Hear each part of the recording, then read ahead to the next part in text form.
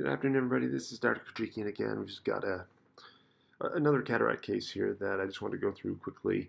I don't even know that I've really seen this video in its entirety, but I just thought it was a good case that might be helpful to some folks. We'll just get the patient lined up here so we can get that eye nice and centered, and we'll see if they actually cooperate to look. We're going to make a side port with a 1mm diamond blade and try and make it, parallel to the iris, of course. There's viscoat on the cornea. The patient's not really cooperating. Here's a little bit of lidocaine mixed with BSS to minimize the sting. Don't fill the eye with viscoelastic. Don't forget to wiggle the cannula on your way out to get rid of some of those bubbles. Sometimes they all come out, sometimes they don't. Get a good viscoelastic fill, and then I usually use a 5mm corneal marker just to give me an idea of capsulorhexis size. 2.4mm keratome incision. I use the Thornton ring with the spikes up to prevent any subconch hemorrhages. I take a lot of care in making my main incision. I see a lot of chevron incisions or incisions that are too short, so we want to make it an appropriate size, and you want to make it square, and that has to do with how you angle the blade as it goes into the eye. Traditionally, they tell you to angle down. I would argue that that's probably not the best way to make your incision. We're going to make our capsulorhexis here. Take some time making that. I don't usually care how many times I regrasp as long as make it circular. Don't forget to leave that leaflet where you want it to pick it up so that it's not hard to grasp. Again, that's kind of an important note for beginning surgeons. And then we'll do our hydro dissection, and I always do hydrodelineation. I don't usually try and do a cortical cleaving hydro dissection, mainly because I want to remove the cortex with the IA because I think you get cleaner removal. I always also do hydrodelineation. I think it provides good capsular protection. Now we're off the screen here, but that's okay. We will recenter probably and get more viscoelastic in there. And then don't forget to check the flow of your phaco handpiece. See if we do that. Yep, there you go.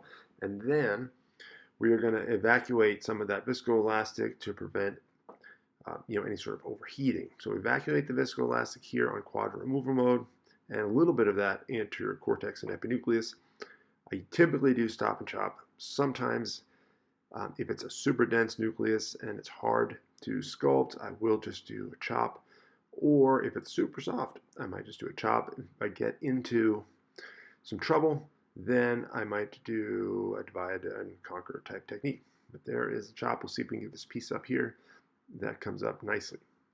I usually will try and phaco at the iris plane or in the bag.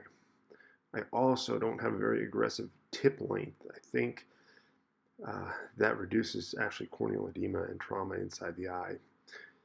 We're just trying to chop it. We're not getting a good chop on this piece, as you'll notice. So we're going to move because I made the chop and it didn't really execute. So I'm going to move to a different position because I think I kind of disturbed the cataract or the nucleus, and I didn't want to try and force the chop.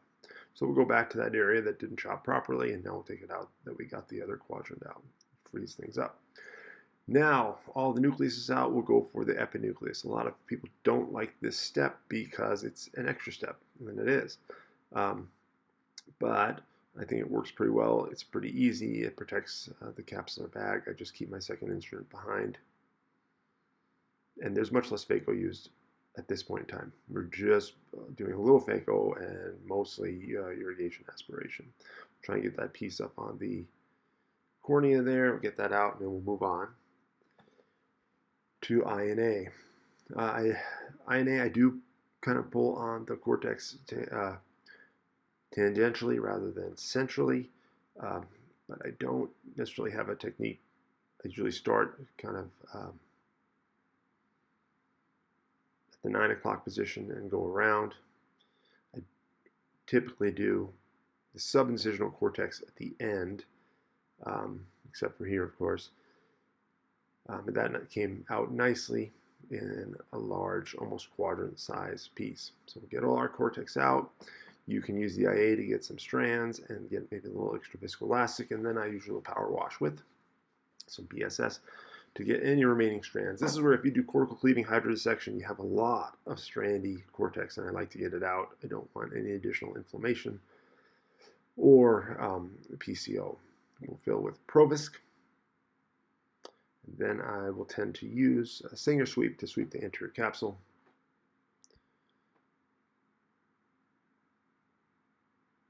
Sometimes I'm more aggressive with this than others, but I do think, again, reducing any residual lens material reduces the overall inflammation.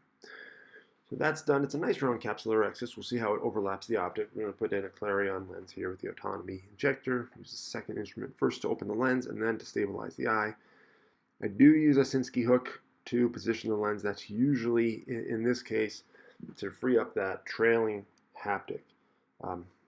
So that's oftentimes stuck to the surface of the lens, so I try and free that up. There we go. And I tend to leave the lens,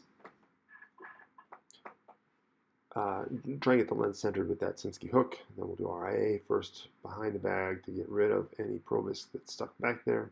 Then we'll get our lens centered and do viscoelastic removal mode and go around the periphery and then into the center to get any remaining viscoelastic. Lens is nice and centered. That looks great.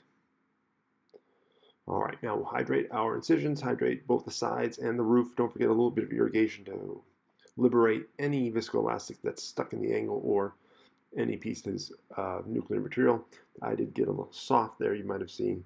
We're going to hydrate the sides and then the roof and then our side port as well. Again, irrigate a little bit to free up any